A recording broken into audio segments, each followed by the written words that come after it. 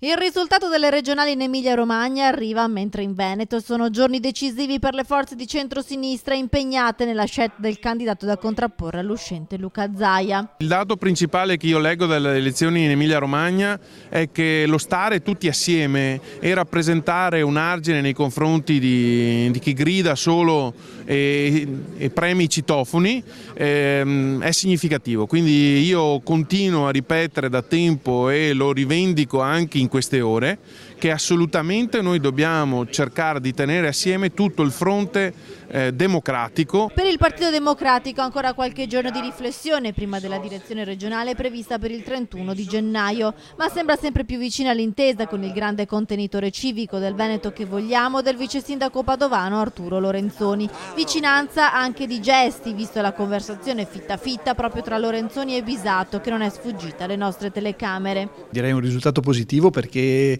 la gente non ha, diciamo così, abboccato a quel approccio minaccioso come se la nostra società fosse insidiata da chissà quali pericoli. Certamente anche il Veneto la politica sopra le righe non l'apprezza e io credo che a maggio il mondo democratico veneto avrà la possibilità di ribadire che c'è, che è forte e che vuole amministrare in modo più vicino alle persone questa regione. Il nome di Arturo Lorenzoni viene dato tra i più papabili a capitanare il fronte di centrosinistra, piace e trova consensi tra le civiche e anche tra le fila del Partito Democratico e potrebbe portar via, vista la sua attenzione ai temi ambientali, anche una fetta di elettorato 5 Stelle. La mia figura è solo la figura di uno che spinge perché si trovi un approccio coordinato, unito. Io credo che se lavoriamo insieme e tutte le forze condividono un progetto si possa fare una cosa veramente bella per la nostra regione.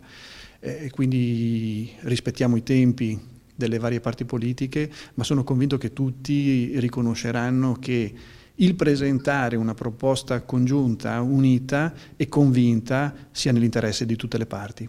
Insomma, entro i primi giorni di febbraio il nome del candidato del centrosinistra alle regionali sarà svelato. Quel che sembra certo al momento è la poca voglia di affrontare eventuali primarie. Non c'è tempo e potrebbero essere divisive, si lascia sfuggire Lorenzoni. Insomma, la via della grande alleanza sembra essere la strada maestra.